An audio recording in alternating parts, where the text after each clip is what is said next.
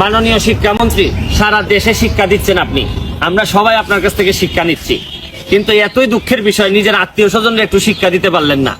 যে আমার আত্মীয় বা আমার বোন যদি মন্ত্রী হয়, তাহলে আমি নিজেই ইচ্ছা করলেই যে এই দুর্নীতিতে আশ্রয় নিব না, বা মন্ত্রী বা মন্ত্রণালয় ব্যবহার করে আমি কোনো জালিয়াতিতে যাব না, বা সরকারি টাকা আত্মসাৎ করতে যাব না।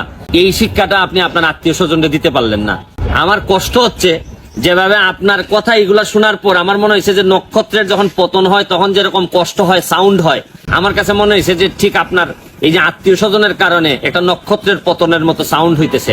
দেখেন, আপনি আমাদের বঙ্গবন্ধুর আদর্শের সৈনিক দাবি করে একজন মানুষ, আপনার জায়গাটা যদি এত নড়বড়ে হয়ে যায়, তাহলে আওয়ামী লীগ কোথায় গিয়ে দাঁড়ায়, আমরা সরকার কোথায় গিয়ে দাঁড়ায়?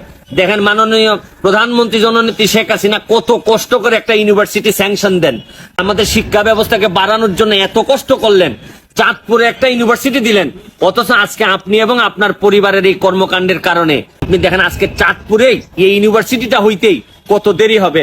আপনারা আপনার আত্মীয় স্বজনরা বুদ্ধি করে 359 কোটি বাংলাদেশের মানুষের কাছ থেকে নিয়ে যেতে চাচ্ছিলেন। দেখেন, আপনি, আমার বিশ্বাস যে এটা আপনার খুলাসা করা উচিত।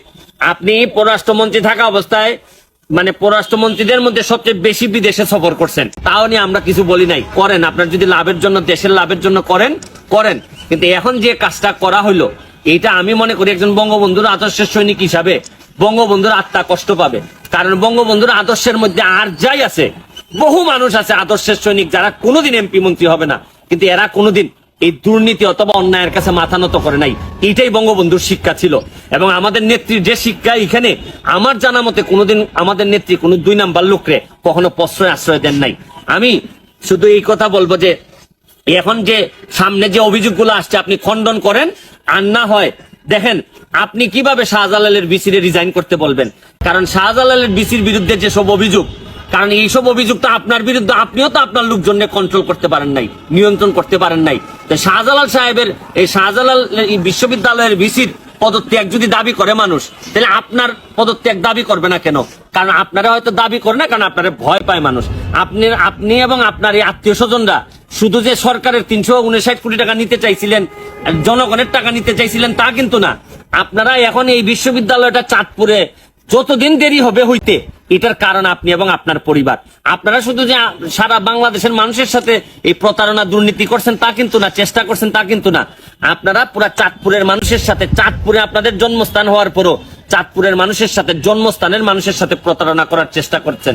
এইটা আমি মনে করি সেই মনিয়র ফ্যামিলি, এবং আমি বিশ্বাস করি এটা খুলাসা হওয়া উচিত। আমরাও জানতে চাই যে এই কাজ আপনি করেন নাই, আপনি পরিপূর্ণভাবে খুলাসা করবেন। আর নাইলে শাহজালাল বিশ্ববিদ্যালয়ের ভিসি সাহেব যান বা না যান, আপনার চলে যাওয়া উচিত নৈতিক কারণে। কারণ আপনার পারিবারিক একটা গুরুত্ব আছে, আমি যতটুকু জানি। ভালো থাকবেন, সুস্থ থাকবেন।